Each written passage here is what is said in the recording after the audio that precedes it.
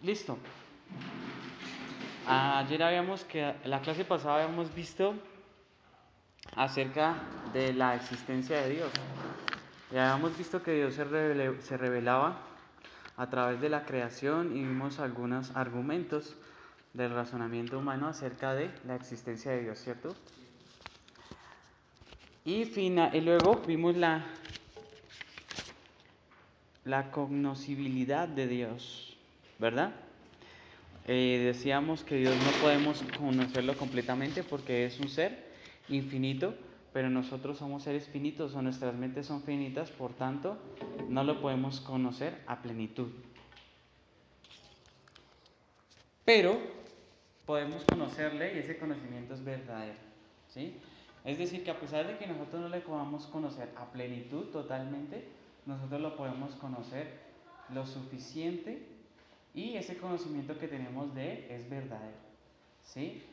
A pesar de que Él es infinito y si pensamos en cuán grande es y cuán maravilloso es, pues nos veríamos bastantes casos acerca de lo que conocemos y entendemos de Dios. Pero a pesar de que es poco, lo poco que sabemos nos es útil, nos es suficiente y es plenamente verdad. Debemos advertir que a pesar de que no podemos conocer 100% de Dios, no quiere decir que no le podamos conocer lo suficiente o conocer verdaderamente, por lo menos en parte. Más bien podemos decir que es tan grandioso que lo poco que ha revelado de Él ha sido suficiente para nosotros y aún no alcanzamos a veces a entender lo que nos ha revelado, ¿no? Re tremendo que incluso lo poco que nos ha revelado, pues aún no lo hemos comprendido totalmente. Aunque no podamos conocer exhaustivamente a Dios, o sea, de manera profunda, con una profundidad que va más allá de nuestras propias mentes finitas, sí podemos conocer ciertas cosas de Dios. De hecho, todo lo que la Biblia nos dice de Dios es cierto. Entonces, podemos saber que lo que dice la Biblia acerca de Dios, todo es verdad y ese conocimiento es favorable para nosotros. Y decimos, podemos afirmar que conocemos a Dios verdaderamente si entendemos bien lo que la Biblia dice acerca de Dios. Cuando Dios dice que es amor, que es luz, que es espíritu, que es justo, está en verdad, y cuando afirmamos eso, estamos hablando del Dios que se reveló a través de la Biblia. Podemos decir que lo conocemos, por lo menos en parte. Puedo hacer la siguiente afirmación: yo tengo papá y mamá y eso es totalmente y 100% verdad, para dar un ejemplo, ¿sí? Pero no sabemos los detalles acerca de ellos. Podemos conocer algunos detalles, pero no conocerlos a profundidad. Yo puedo decir, yo tengo papá y mamá y eso es 100% verdad, aunque eso no es exhaustivo, no me dice cuántos años tienen, qué estatura tienen, de qué lugar son, pero es verdad lo que yo estoy diciendo. Puede ser un ejemplo para representar la cognoscibilidad de Dios. No es posible estos hechos, no quiere decir que lo que conocemos en parte no sea digno de confianza o que no sea verdad. Lo que quiere decir es que aún hay mucho más por conocer. Dios nos manda a conocerle y se deleita en ello. Y aunque solo podamos conocerle en parte, no solo podemos conocer cosas acerca de Él, sino a Él mismo. Eso es importante, no solamente conocer cosas acerca de Dios, sino a la persona misma de Dios, relacionarnos. Es interesante que no solamente podemos tener información acerca de Dios, sino que nos podemos relacionar de manera personal a través de la palabra y a través de la oración con Él. Jeremías 9, 23 al 24 dice: así ha dicho Jehová, no se alabe el sabio en su sabiduría, ni en su valentía se alabe el valiente, ni el rico se alabe en sus riquezas, mas alábese en esto el que se hubiere de alabar, en entenderme y conocerme, que soy Jehová, que hago misericordia, justicia y juicio en la tierra, porque estas cosas quiero, dice Jehová. Entonces dicen, ninguno se sienta orgulloso porque es muy sabio, ¿sí? O porque tiene sabiduría, ni porque es valiente, todos, o en sus riquezas. No se alaban ni pone confianza en ello, sino que si ha de alabarse es en conocer y entender a Dios. Así que conocer a Dios es un mandato, y si Dios nos manda a conocerle es porque ciertamente Él se ha revelado, por lo menos en parte, y es bueno porque eso es lo que Él quiere. ¿Listo? aquí ya nos vamos a adentrar un poco más en los atributos, ¿sí? Y cuando hablamos de atributos de Dios entendemos como aquellas características que son propias del carácter de Dios o de su naturaleza como Dios es todopoderoso, eso es propio de su naturaleza, pero también en su carácter Dios manifiesta amor. Entonces hay cosas que son propias del carácter de Dios, como su amor, su bondad, su benignidad, pero hay cosas que son propias de la naturaleza de Dios mismo, ¿sí? Como que Él es todopoderoso, aunque Él también en su naturaleza es amor, hace parte también de su carácter, ¿sí? Del carácter que se hace manifiesto a nosotros. Y de su naturaleza creadora, pues podemos ver que es todopoderoso, como ejemplo. Vamos a estudiar sus atributos de forma ordenada, ¿sí? Con el ánimo de que tengamos consideración o que podamos ver todos los atributos de Dios de una forma sencilla y sobre todo entendible. Por eso los vamos a ver un poco en orden. Así que los vamos a clasificar en dos clases de atributos. Vamos a decirles a unos atributos incomunicables y a los otros les vamos a llamar comunicables. Entonces, si nos preguntan acerca de los atributos de Dios, podemos hablar de atributos incomunicables y atributos comunicables. Y los incomunicables quiere decir aquellos atributos que solo le pertenecen a Él y su naturaleza, que no posee nadie más, que no fueron comunicados a nadie más, por eso se dice incomunicables. ¿Sí? Ejemplos, Dios es todopoderoso, pero nosotros no somos todopoderosos, nosotros somos limitados. Dios es eterno, pero nosotros tuvimos un principio. Dios es omnipresente, es decir, que Él está en todos los lugares al mismo tiempo, pero nosotros estamos en un solo lugar, ¿verdad? En un solo momento, siempre estamos en un lugar, siempre. Los atributos comunicables son aquellos atributos que Dios tiene, pero que también ha compartido con los demás. En este caso, por ejemplo, los atributos que compartimos con Dios son, por ejemplo, el amor, la misericordia, la justicia, ¿cierto? Entonces, quiere decir que esos atributos los compartimos mucho más con Dios y en ellos, en estos atributos podemos imitar a Dios, ¿sí? Los seres humanos sienten de alguna manera, no de manera perfecta como Dios lo siente, amor. De alguna manera hacen alguna clase de justicia o sienten alguna clase de misericordia. Y los cristianos, pues, mucho más. En este sentido, fuimos creados a la semejanza, a la imagen y semejanza de Dios. Cuando la Biblia dice que el hombre fue creado a la imagen y semejanza de Dios, está hablando de esto mismo, de los atributos comunicables que Dios colocó en el ser humano y de los cuales nosotros podemos ser capaces de imitar por lo menos en parte. ¿Ok? Debemos tener en cuenta que aunque hay atributos que compartimos con Dios, es decir, comunicables, no los poseemos de manera completa como Dios los posee. Un ejemplo, Dios es amor, y aunque podemos imitar su amor, no podemos igualarlo jamás, no podemos llegar a tener la misma clase de amor, ¿sí? Parece indicado decir que estos atributos son los que más compartimos con Dios. Entonces los comunicables son los que más compartimos, pero también los incomunicables son los que menos compartimos, ¿sí? No de forma plena.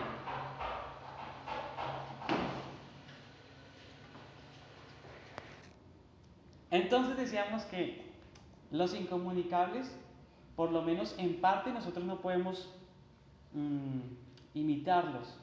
Los compartimos menos. Los comunicables los compartimos más, aunque no plenamente. La clase de amor que Dios tiene no se compara a la clase de amor que nosotros damos, ¿sí? Incluso la versión del amor del mundo es una versión distorsionada y podría decirse que no tiene nada que ver con el amor bíblico, ¿sí? Y aquellos que son incomunicables en parte los poseemos, a pesar, por ejemplo, de que Dios es todopoderoso. Nosotros no somos todopoderosos, pero eso no quiere decir que no podamos hacer absolutamente nada. De cierta manera, Dios nos ha capacitado para poder realizar algunas tareas y algunas son increíbles, ¿verdad? ¿Sí? Dios es eterno y de cierta manera nosotros también vamos a vivir por la eternidad, aunque nosotros tenemos un principio, no compartimos plenamente el atributo eterno en el sentido de que Dios no tuvo principio y siempre ha existido. ¿Ok? Entonces hay que entender esto acerca de los atributos comunicables e incomunicables de Dios.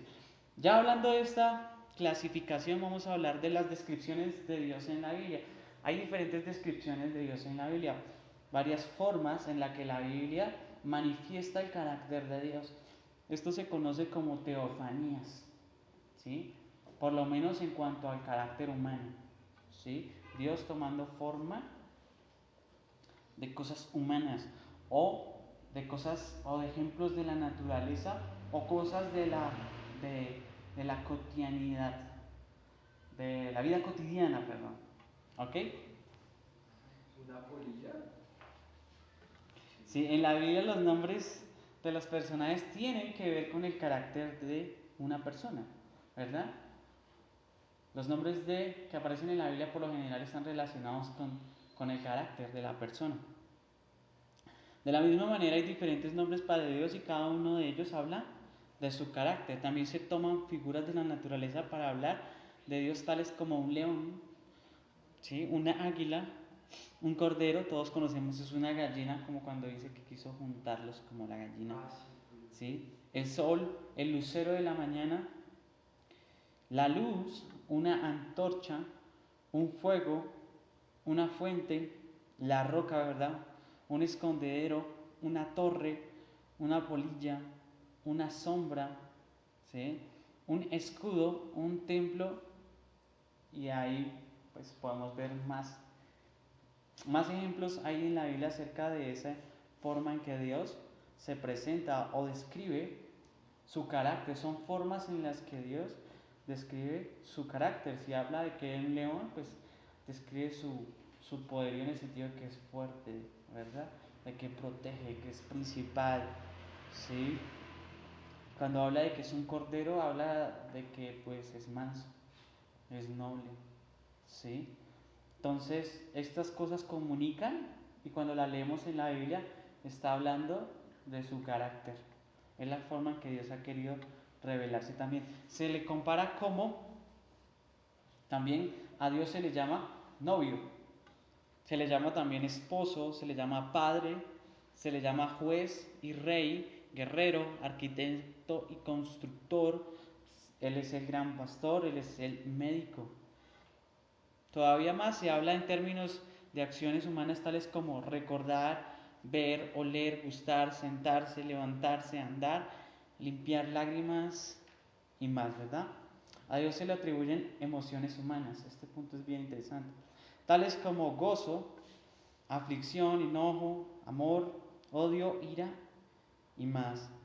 Aunque Dios no tiene un cuerpo físico, la Biblia usa varias partes del cuerpo humano para describir metafóricamente las actividades de Dios. La Biblia puede hablar acerca de la cara o del semblante de Dios.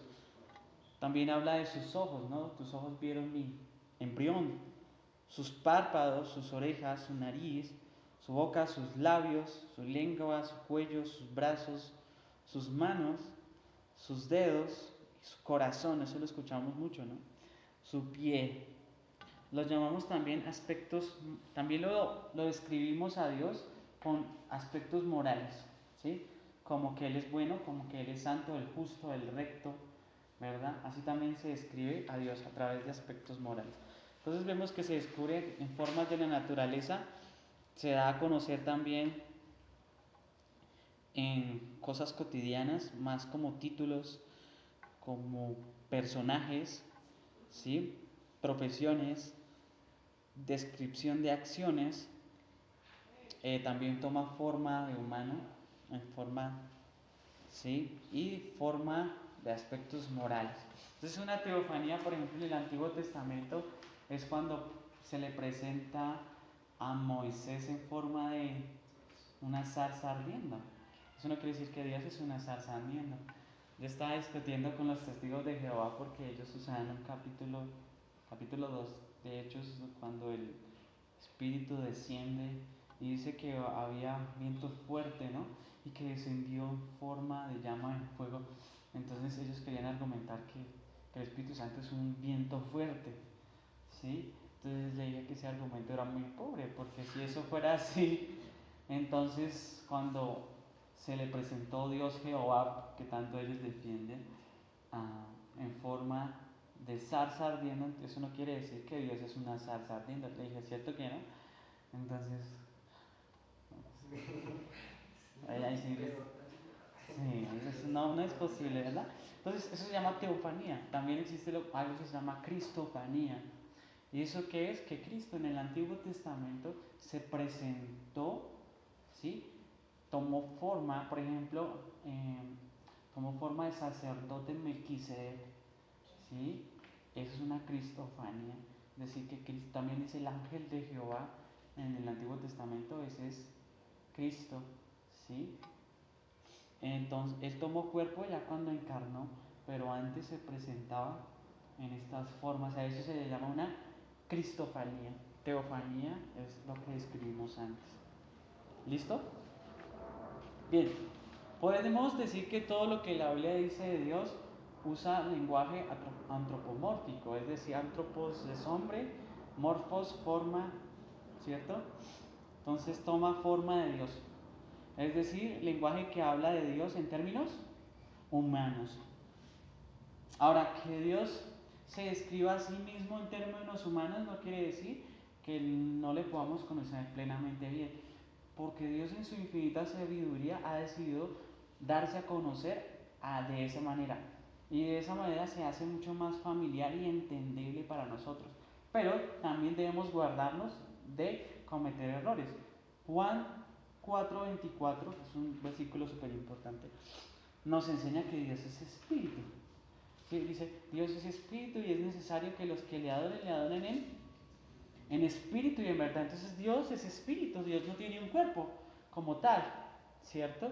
Dios puede tomar forma de algo, pero Dios es espíritu. Entonces hay que guardarnos de que entender estas figuras que muestran el carácter de Dios, que muestran la forma en que Dios se da a conocer a nosotros, pero guardarnos de creer que Él pues, tiene alguna clase de forma, ¿verdad? Así que todas las descripciones anteriores son formas en las que Dios ha querido revelarse a nosotros y ser comprensible por medio de las cosas a nuestro alrededor. Por tanto, cabe aclarar que debemos tener cuidado de pensar que el uso de estas descripciones, tales como que tiene brazos o que es como un león, no quiere decir que sea un león realmente, ¿verdad? O que literalmente tenga brazos, sino que más bien habla de su carácter como Dios. Teofanías, teofanías. Para ser entendible. Exacto, para hacerse entendible. Entonces hay que tener cuidado con eso, ¿no? ¿Usted qué tal pensando en de qué color son los ojos del Señor? ¿Verdad? Porque pues hay de todas, ¿no? ¿Sí? Debemos conocer los atributos de Dios a través de la Biblia en unión con los demás. Hay que tener cuidado también con eso. Debemos conocer los atributos de Dios a través de la Biblia en unión con los demás atributos. ¿Sí? ¿Por qué? Porque a veces se hace un énfasis desmedido en un solo atributo. Y debemos entender que los atributos de Dios son como un todo. ¿Sí? No entendemos a Dios como que Él es más amor y menos justicia. Más justicia o más amor. No, Él es 100% amor y es 100% justicia. No es como 90%. Lo que nosotros podemos entender de Dios o podemos ver en primera instancia es que Él hace manifiesto muchas veces más su amor o su misericordia, y a veces retiene su ira, pero Él es 100% ira, es 100% amor, no es como por partes, Él es completo en todo su ser. ¿Sí? Es bien importante entender que hay gente que dice que Dios es más amor, pero no es verdad. Dios es completamente amor, Dios es completamente justo, Dios es completamente recto, 100%, pero Él decide cómo manifestar sus atributos. ¿Ok? Eso es un punto bien interesante. Lo que entendemos por amor por experiencia no es lo mismo que amor bíblico. Hay peligros también de aislar un atributo de otro, lo que hemos hablado ahorita. Entonces, hacer énfasis solo en un atributo, ¿sí? Es como desfigurar a Dios y crear un Dios falso. ¿Sí? Nuestro Dios es un Dios completo en todo su ser y no podemos hacer énfasis en una sola cosa porque tendríamos alguna clase de Dios distinto, ¿verdad? ¿Sí? Nuestro Dios es completo y no es incompleto. Bien, y entender que por lo menos los atributos comunicables de Dios, como el amor, deben ser entendidos a la luz de la Biblia. ¿Sí? Debemos entender que los atributos de Dios descritos en la Biblia son la verdadera versión de lo que es un aspecto moral, ¿sí? O sentimental o emocional, como nosotros le queramos llamar. ¿Ok? Eso, la Biblia nos da la visión correcta acerca de eso. Así que si nosotros quisiéramos entender más acerca de la mansedumbre, deberíamos estudiar la Biblia, ¿sí? Y abandonar lo que nosotros conocíamos acerca de mansedumbre, porque esto ha sido afectado por causa del pecado en el hombre, la pecaminosidad, ¿verdad? Y cuando uno mira eso, las exigencias son bien altas, ¿cierto? Listo. Entonces vamos teniendo ya esto en cuenta, sabiendo de que Ahí la excusa de siempre es como no, que no nos conformemos a este siglo, ¿no? no os conforméis, sí, Yo he visto Romanos, que de esa forma lo ponen. sí, ese es un verso adecuado, Romanos 12, 11, 1 y 2. No os conforméis a este siglo, sino renovaos por medio Pues, de vuestro o sea, entendimiento. habla, digamos, de que uno conoce inicialmente, lo que usted decía, mansedumbre de una forma por la Biblia, Sí, pero usted la va como adecuando a usted mismo y yo soy manso, pero pues no menso, ¿sí? así es. Entonces ahí empiezan a sacar versos como que uno no se debe conformar al siglo, sino que las cosas van cambiando, que la mansedumbre ya no es la misma que estaba representada en la Biblia, Solo es ¿sí? para algunas ocasiones. Sí, a ver, vainas así, pues, vamos a ver qué. Sí. Siga. Bien, antes de adentrarnos a los atributos incomunicables, o sea, vamos a hablar de aquellos atributos que no compartimos tanto con Dios, que es muy poco lo que compartimos en comparación de la forma original del atributo de Dios. ¿Sí? Bien, entonces, vale la pena hacer un apunte aquí. Antes de entrar a estudiar cada uno de los atributos de atributos de Dios, vamos a hacer un apunte útil para entender mejor el carácter de Dios. Los atributos, como también muchas verdades en la Biblia, no solo los atributos, si decimos verdades en general, en este caso atributos, deben ser entendidas como un todo, ¿sí? Y no solo haciendo énfasis en un solo aspecto de un atributo o verdad bíblica, o una parte de la verdad. Es imprescindible, o sea, es necesario tener un balance. A mí siempre me gusta esa palabra, balance o equilibrio, apropiado para tener una correcta visión de la verdad. Esto se logra tomando todas las partes como de un rompecabezas para ver mejor la imagen que está impresa sobre la totalidad del rompecabezas. Entonces, ese ejemplo del rompecabezas es bastante útil, ¿no? Si usted solamente tiene algunas partes, usted no puede dar una descripción 100% detallada y balanceada acerca de lo que está, ¿sí? La imagen que proyecta la totalidad del rompecabezas. Usted necesita todas las piezas para poder entender toda la imagen a plenitud, 100%. Entonces, muchos errores se han cometido en la interpretación de la palabra de Dios en cuanto a diferentes verdades por causa de solo considerar algunas verdades sin considerar las otras y así colocarlos en un lado de la balanza, unas verdades y colocarlas a las otras y tener un equilibrio apropiado para no desviarnos del conocimiento de Dios. Y este clase de desvío pues produce cosa mala, ¿no? Produce errores, división, incluso hasta pecado en la iglesia. Entonces es importante considerar la suma de todas las partes y en este caso de los atributos también los vamos a hacer. Vamos a hablar de dos atributos hoy.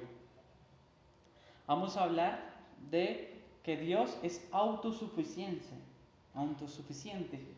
¿sí? O la independencia también se conoce, la independencia de Dios es el primer atributo que nosotros vamos a estudiar. Dios es autosuficiente. Y entendemos como independencia de Dios como de la siguiente manera. Dios no necesita absolutamente nada de nosotros. ¿Sí? Entonces vamos a ver estas definiciones en dos partes. ¿Sí? Lo que define la definición de su atributo, pero también el balance. ¿Ok? Entonces es bueno siempre capturar el balance, entender el balance. Y el balance está en todo. ¿Ok? Siempre hay un balance. el balance bíblico. Dios no necesita absolutamente de nada de nosotros, es decir, del hombre y de la creación. El hombre también es parte de la creación, pero no necesita nada de la naturaleza. Pero el hombre y la creación puede glorificarle y darle gozo. Ahí está el balance. ¿Ok? O sea, entender todas las partes de la verdad. ¿Cómo funciona eso? La primera parte, Dios no necesita absolutamente nada de nosotros. O sea, es autosuficiente, no depende de nadie, ¿cierto? Y puede solo, no necesita nada de nadie. Dios no necesita nada de la creación para existir ni para ninguna otra cosa, ¿verdad? Nosotros necesitamos del oxígeno para existir, ¿verdad? Y más, necesitamos alimentarnos, ¿verdad? Necesitamos muchos cuidados, por lo menos necesitamos de comida y de oxígeno, del agua, ¿cierto? Buen aporte, para poder vivir, pero Dios no necesita absolutamente nada. Si la creación terminara, Dios sigue existiendo perfectamente. Y eso lo hace autosuficiente. Dios es absolutamente independiente y autosuficiente. ¿Sí? Independiente en este sentido quiere decir que Él no necesita de absolutamente nada para existir y aún más. Ahorita vamos a ver para qué más cosas. Pablo les recalca a los hombres de Atenas, este versículo podemos buscar ahí, Hechos 17, 24 y 25. Aunque ahí está escrito, sí es bueno que lo memorices. A mí me gustó mucho y siempre se me quedó grabado en la mente. Entonces siempre que me siento importante me acuerdo de este versículo y se me pasa. Hechos 17, 24 y 25. A veces me siento importante, pero luego leo este versículo y se me pasa. Acá ya está resaltando. A veces me dice, ¿qué dice? Dice, el Dios que hizo el mundo y todas las cosas que en él hay, siendo Señor del cielo y de la tierra, no habita en templos hechos por manos humanas, ni es honrado por manos de hombres, como si necesitase de algo, pues es Él quien da a todos vida y aliento y todas las cosas. Es interesante todo lo que dice el verso. Primero describe que Él es el creador de todas las cosas. Luego Él le dice, yo no habito en templos hechos por manos de hombres ni necesito algo de ustedes, ¿cierto? Le dice, en realidad soy yo el que le doy vida y le doy aliento y les doy todo. Y eso habla definitivamente de su autosuficiencia y aplasta cualquier clase de pensamiento acerca de, que podamos tener acerca de que podemos vivir de alguna manera independientemente. Y También decía eso porque supuestamente los griegos tenían como estatuas, ¿no? Algo así. también es posible que Pablo estaba pensando en la cultura religiosa que había allí en Atenas. Es muy aceptado ese comentario. Y él les describe un Dios autosuficiente. Podría ser una clase de noción importante para los griegos. Eso es un buen apunte. ¿Sí? Aquí yo lo tengo en otra forma de traducción. Dice, Dios que hizo el mundo y todo lo que hay en él, todo lo que hay en él es el Señor del cielo y de la tierra. No vive en templos construidos por hombres, ni se deja servir por manos humanas como si necesitara algo. Por el contrario, Él es quien da a todos la vida, el aliento y todas las cosas, ¿verdad? Entonces, uno constantemente vive en jactancia en el sentido de que uno vive pensando que es autosuficiente cuando si Dios quisiera cortarle a uno el oxígeno, se lo corta, ¿verdad? O sea, eso muestra la benignidad, la bondad de Dios y el poder de Dios tan increíble, ¿verdad? Pensar que Dios puede a uno cortarle el oxígeno en un segundo, pero no lo hace, ¿verdad? Nosotros en ese caso, ¿cómo? Y cuando lo Y hace, cuando lo hace es porque el Señor así le placía, ¿no? y ahí,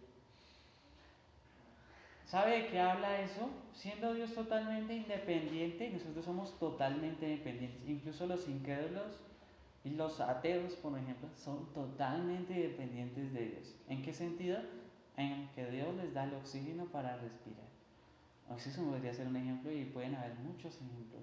Dios hace que el sol salga, ¿verdad? Todo, Dios permite la vida en realidad. Son totalmente dependientes de Dios, así la nieguen, ¿verdad? Así que de cierta manera somos en mayor o menor medida totalmente dependientes de Dios. Bien, nadie puede ofrecer a Dios algo que no le pertenezca en primer lugar a Él, ¿verdad? Porque a Dios le pertenece todo. Entonces yo no le puedo ofrecer algo que primero no le haya pertenecido a Él. Si a Él le pertenecen todas las cosas, si por medio de Él fue creadas todas las cosas, lo que yo le ofrezca a Dios, pues no es nada más que lo que Él me dio a mí primero. Así que como que no tengo nada que ofrecerle en realidad. ¿Sí? Excepto una emoción, una acción, ¿no? Sí. Porque eso sí, Dios no. Dios, Eso aunque sería Dios nos creó a nosotros mismos, ¿no? como agradecimiento, algo así. Podemos brindarle agradecimiento, alabanza. Por eso el Señor se deleita en un corazón agradecido más que en sacrificio, ¿no?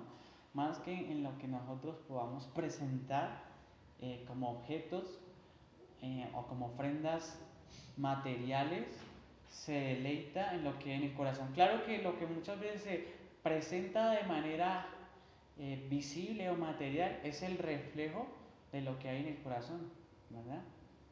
Sí, entonces yo estoy muy agradecido, pues tengo una expresión externa o visible de mi agradecimiento.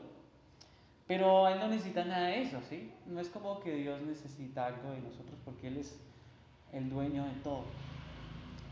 Algunos creen que la razón por la que Dios creó al hombre era porque se sentía solo. Yo he escuchado eso. Dios estaba solo. Y entonces se sentía muy triste y nos creó a nosotros para que lo acompañemos. Por eso Dios no nos destruirá. Entonces, ¿cómo hacía Dios cuando no estábamos nosotros?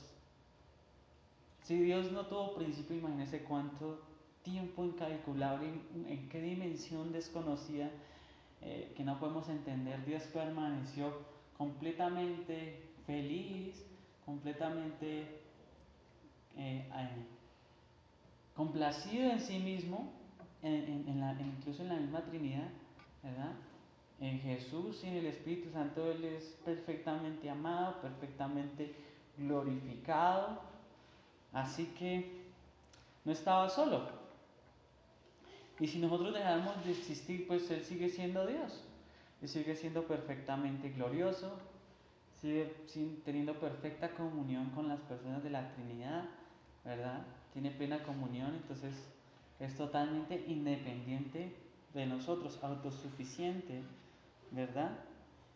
Esas verdades aparecen en Juan 17, 5 y 24. Podemos buscarlo ahí.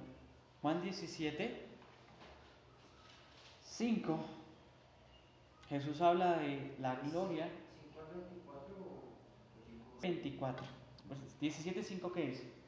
dice 17:5. Devuélveme. Juan 17, ¿no? Está sí, 17:5. Dice, devuélveme la gloria que tuve antes de que el mundo fuese, ¿sí? Ahora pues, Padre, glorifícame tú al lado tuyo, con aquella gloria que tuve contigo antes que el mundo fuese. Sigue el 5. Es decir, que Él era Si, perfectamente si, glorioso. si uno fuera un fariseo o un judío en ese momento estando ahí con otro hombre y que él salga con esa, uy, Sí, claro, eso lo, no, vamos, ¿te antes de que el imaginas? mundo fuese, Él ya tenía una gloria y está viendo que se ha de vuelta la gloria. Imagínate, era perfecto. Y Filipenses 2.5 habla de eso, ¿no? Que Él era Uno como Dios. podría como dudar, como dice, este man es petulante. Claro, ¿y por qué que querían apedrearlo? Claro, era Sí, complicada ese momento, era, sí. afirmaba ser Dios. Imagínese alguien que en este tiempo afirmara ser Dios. Muy Pero tremendo. en ese tiempo era como más creíble, ¿no? Pues porque no había como la Biblia como tal, ¿no? Yo creo que al Creo contrario, que al sí. contrario, la gente acepta todo, ¿no? En ese Sí, tiempo era como la muy, fuerza religiosa, pues al punto de crucificarlo. Usted, un hombre sale ahorita diciendo que es Dios y Aunque a lo ahorita mejor no pues lo van ya a nadie se crucificar. tragaría eso, ¿no? Pues porque está la Biblia. También, Pero pero no antes crea. antes pues Sí, sí si hay un pasaba hombre eso. que dice que es Jesucristo, ¿no? Este Ah, hombre, sí. no sé se murió al fin. Jesús de Miranda, el de Creciendo en Gracia. Y eso es un poco de gente que salió diciendo que es eso. Y este hombre desafortunadamente murió, creo, pues es muy triste, pero mira las cosas que dijo, ¿no? 24 lea. 24. Padre, aquellos que me has dado, quiero que donde yo estoy, también ellos estén conmigo, para que vean mi gloria que has dado, porque me has amado desde antes de la fundación del mundo. Entonces, ¿me has amado? Desde antes de la... Entonces había perfecta comunión en la Trinidad y había perfectamente amor. Él dice, me has amado desde antes de la fundación del mundo, es decir, en la eternidad, la que se llama la eternidad pasada. O sea, la eternidad pasada es el tiempo antes de la creación, que no tuvo inicio, no tiene principio. ¿Sí?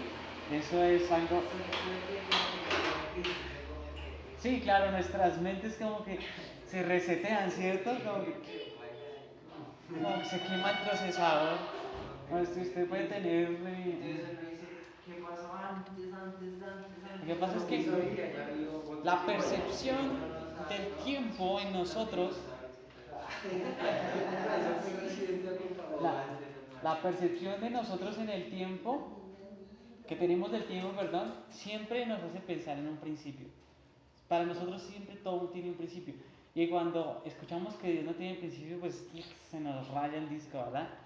Bien. Entonces, buenas noches, ¿cómo están? Entonces, si Dios no tiene principio y dice que fue amado antes de que el mundo fuese, entonces ya era perfectamente amado, por tanto Dios no necesita absolutamente de nosotros y está en perfecta comunión y recibe perfecto amor de parte del Hijo, del Padre del Hijo y del Espíritu Santo, todos allí en perfecta armonía. Dios no tiene inicio y más bien todas las cosas fueron creadas por Él, por medio de Él fueron creadas todas las cosas, ya sean principados, potestades, ¿verdad?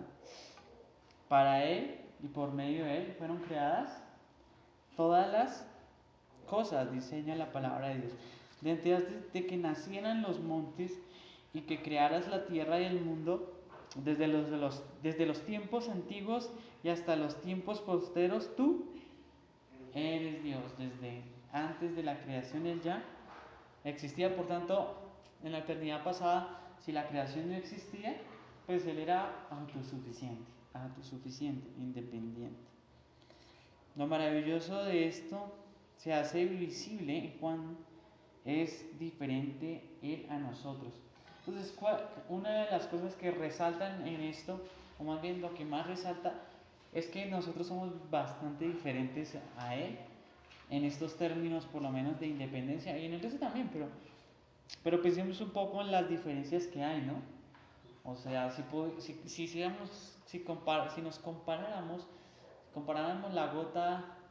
una gota de agua con el mar, creo que nos quedaríamos bastante escasos en hablar de cuán diferentes somos de Dios, ¿verdad? Cuán distantes en cuanto al carácter, en este caso, atributo autosuficiente, ¿verdad? Entonces, qué increíble es entender a Dios y sobre todo ese verso. Dios no necesita nada de nosotros, ¿verdad? Dios no es servido por mano de hombres como si necesitara algo de nosotros. ¿Y entonces qué? Alguno podría quedarse hasta este lugar y decir, no, pues qué, apague y vámonos. Sí, o sea, aquí yo hablando de Dios, ni para qué, ¿verdad? ¿Para qué? ¿Para qué nosotros existimos? ¿Cuál es la razón de nuestro existir? Porque Dios quiso. Dios quiso que fuera. A pesar de esta verdad, entonces aquí vamos a capturar el balance. Debemos saber que como creación podemos proporcionarle gozo y gloria. Por tanto, eso nos da a nosotros un propósito en nuestras vidas y un valor, un significado como seres humanos. En el sentido de que podemos glorificarlo y podemos darle gozo al Señor, deleite al Señor. ¿Verdad? Dios se deleita en nosotros. Efesios 1, del 11 al 12. ¿Qué dice allá? Dice, en él asimismo tuvimos herencia,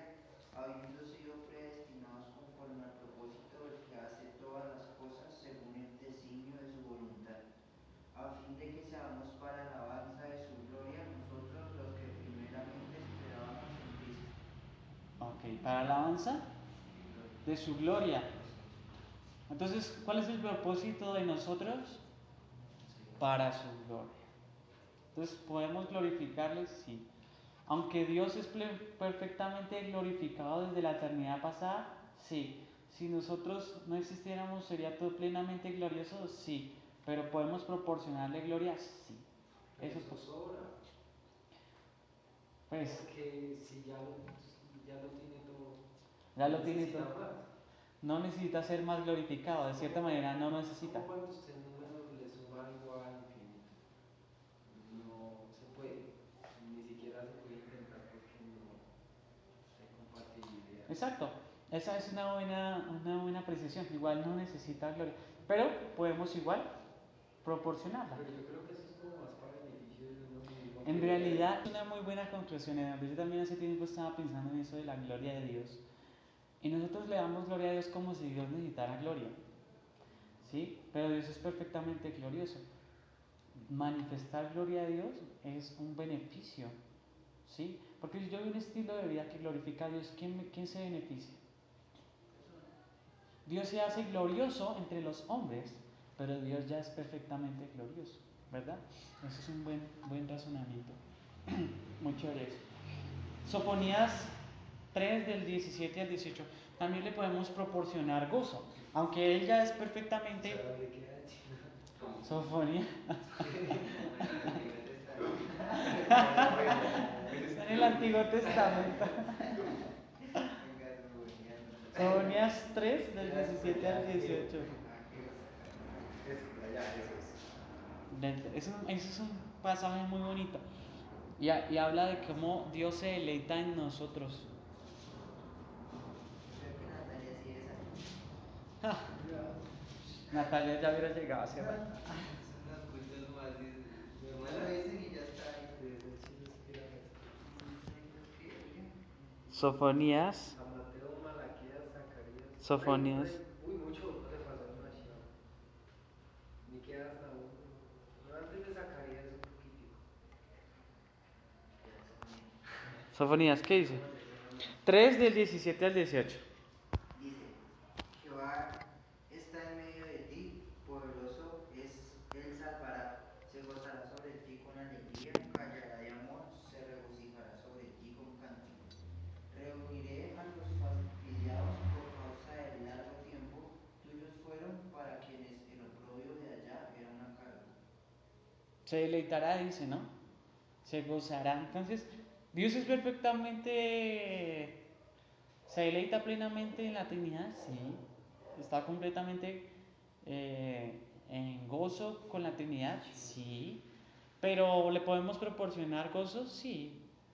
¿Verdad? Entonces podemos proporcionarle gloria y gozo, deleite a Dios.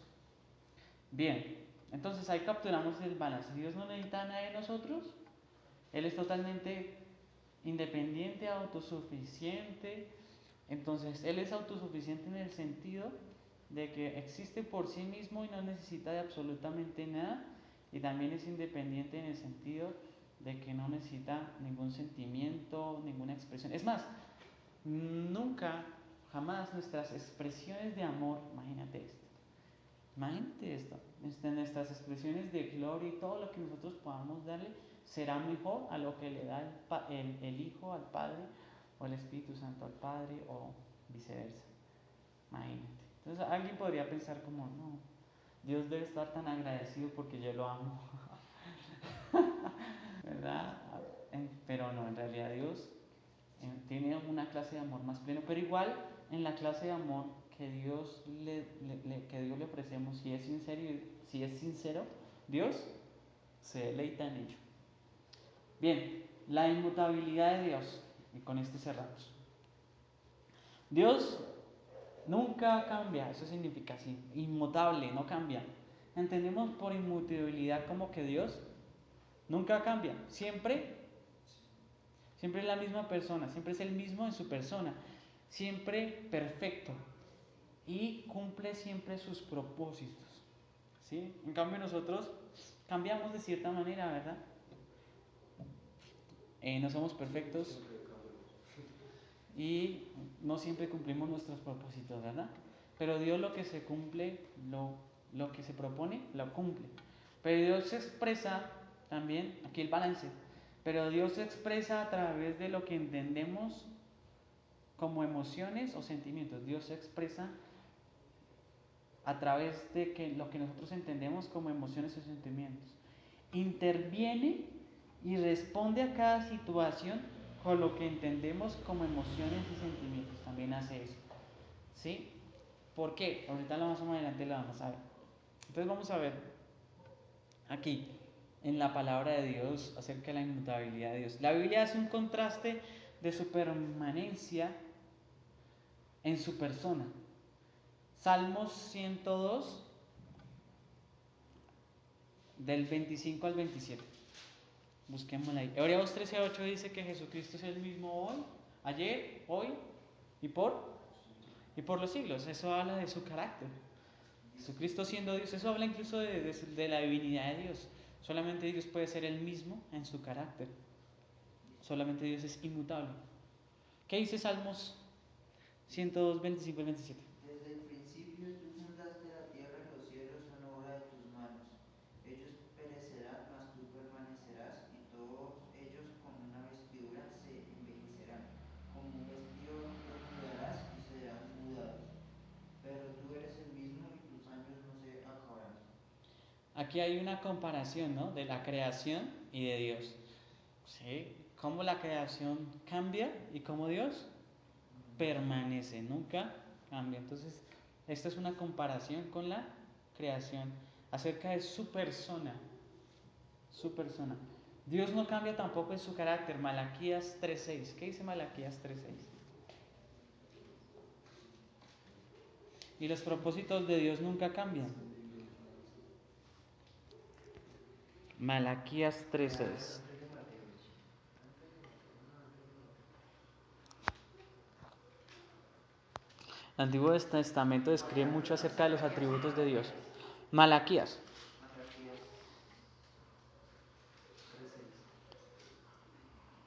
Malaquías 3:6. Malaquías. dice: Porque Jehová no cambió, por esto, hijos de Jacob, no habéis sido consumidos. Porque Jehová no cambió, no fueron consumidos, ¿verdad? Fue por causa de su inmutabilidad que el pueblo permaneció. ¿Qué dice Salmos 33:11? Salmos 33:11.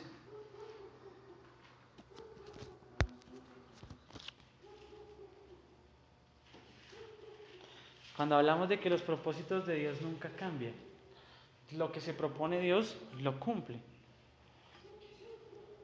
El consejo de Jehová permanecerá para siempre, los pensamientos de su corazón por todas las generaciones. Está claro, ¿verdad? Ahí hay un verso, Isaías 46:9 al 11 dice: Yo soy Dios y no hay nadie igual a mí, solo Él. Yo anuncio el fin desde el principio. Imagínate esa declaración.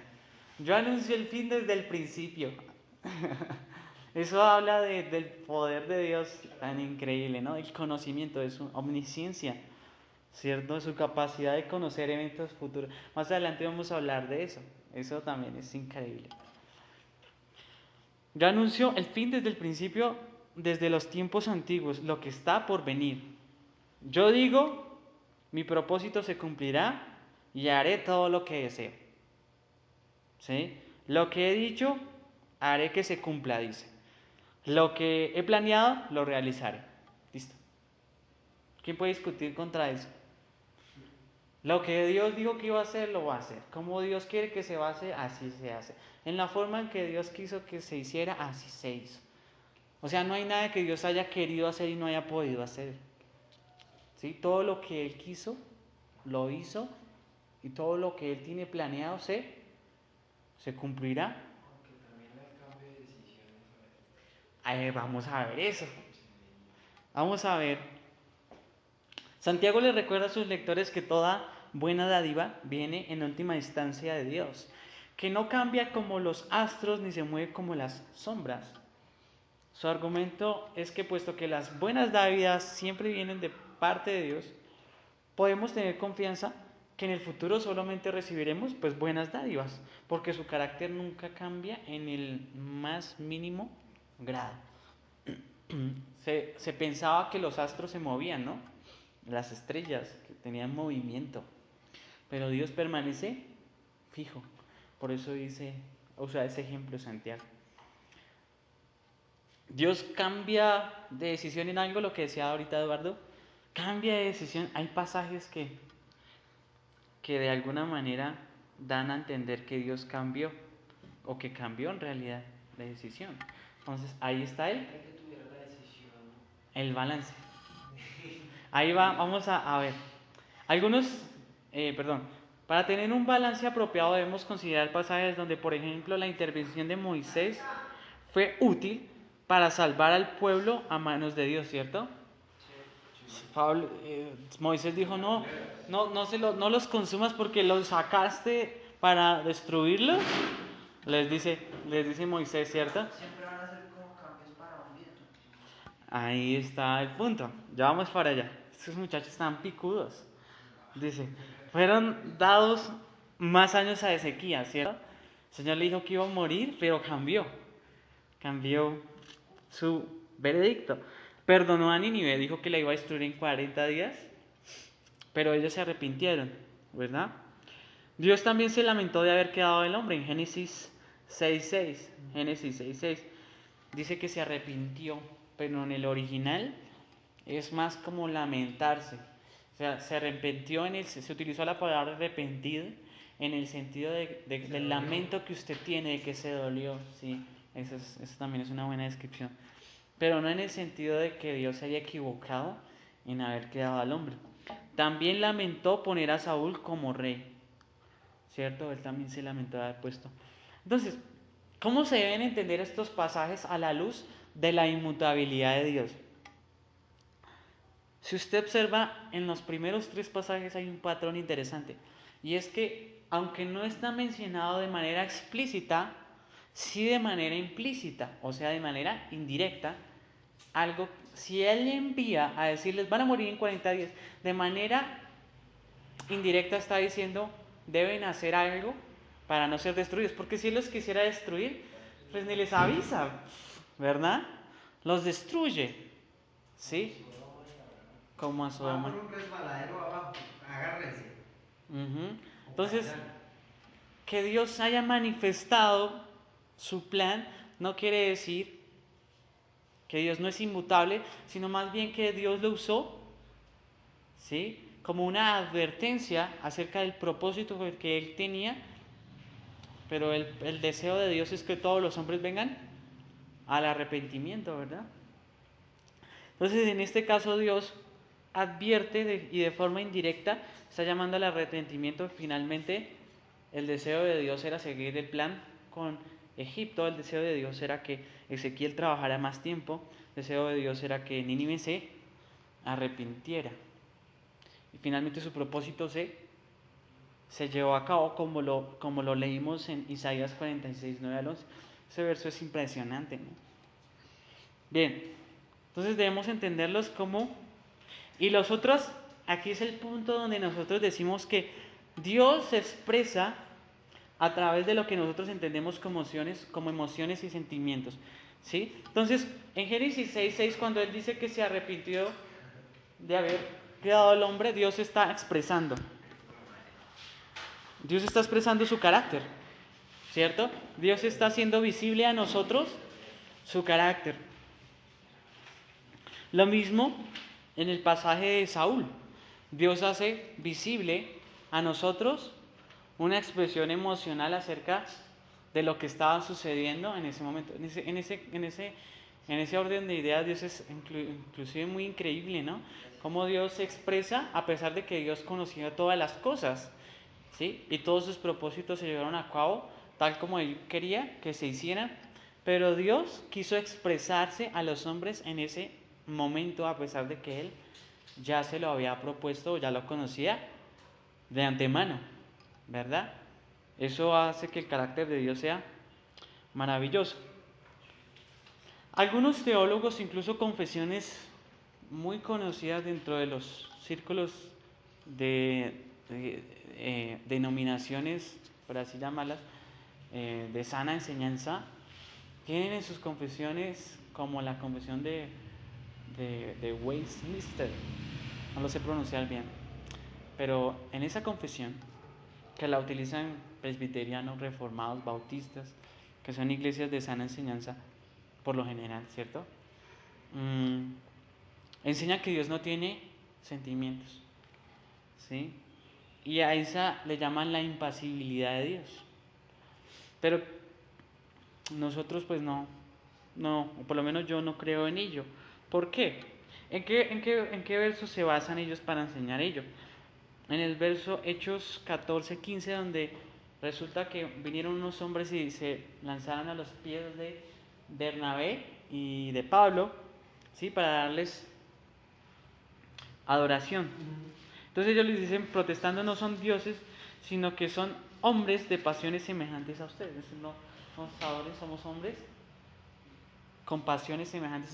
Entonces ellos dicen que si ellos describen a los hombres con pasiones semejantes a otros hombres, por tanto Dios no tiene ninguna clase de sentimiento o pasión. Pero esta clase de razonamiento no es lo que el verso está enseñando. No es la intención de Pablo decir es que Dios no tiene sentimientos. No, lo que él está diciendo es que ellos son simplemente hombres que tienen pasiones y que tienen sentimientos, pero no está queriendo decir que Dios no los tiene. Simplemente está hablando de su mortalidad como hombres, de su condición como hombres, ¿sí? Entonces, no es la intención del autor decir que Dios no tiene sentimientos, sino más bien la intención del autor es decir que ellos son simplemente hombres como los otros. Y utiliza el argumento pasiones como para rebajar pues su estándar para que no los adoren, ¿verdad? Entonces, uno puede notar que la intención del autor, en una interpretación correcta, uno debe capturar la intención del autor y no sacar necesariamente conclusiones indirectas. ¿Hay alguna diferencia entre sentimiento y emoción? Bueno, eso también. Pues nosotros los seres humanos entendemos sentimientos como aquella sensación que perdura por lo menos por un tiempo, ¿no? Sentimiento. Y entendemos también emoción como el fruto de algo momentáneo, como que tú recibiste un regalo, entonces te pusiste muy alegre, ¿no? Le entendemos como emoción y sentimiento. Tienes alguna clase de lo que llamamos enamoramiento por una persona, ¿verdad? Entonces, esa es la diferencia que en general hacemos acerca de las emociones y los sentimientos. Bien, entonces este verso que usan para enseñar la impasibilidad de Dios, pues no es un argumento como muy fuerte y estaría de alguna manera en contra de otras expresiones tales como que Dios dice que se alegra. Eso es una expresión. En la Biblia enseña también que se entristece. ¿Sí? Su enojo arde contra sus enemigos, dice. ¿Sí? Esas son pasiones. Ajá, se compadece, así es, se compadece de sus hijos y ama con amor eterno, Si tu ¿verdad? corazón fuere sabio, a mí se me alegrará el A mí se corazón. me alegrará el corazón. Aunque bueno, ahí lo está escribiendo el rey a su hijo, pero de una manera indirecta, pues Dios también y Dios también se alegra en, en, en, en que sus hijos sean sabios, ¿verdad? Y vimos que hijo amado. en el que tengo complacencia, dice. ¿Qué necesidad, cierto? Hay que diga que tiene complacencia si él no tiene sentimientos, ¿verdad? Pero no es así. Entonces no creemos eso, respetamos esta interpretación, pero no creemos que es contradictoria a la palabra de Dios. Finalmente hay una enseñanza que se llama la teología del proceso y afirma que Dios sí cambia y responde siempre a los cambios respecto a lo que nosotros hacemos. Pero pues ya vimos que no es así. ¿Sí? Entonces es el deseo de pensar que nosotros tenemos alguna clase de intervención dentro de los propósitos que Dios ya fijó.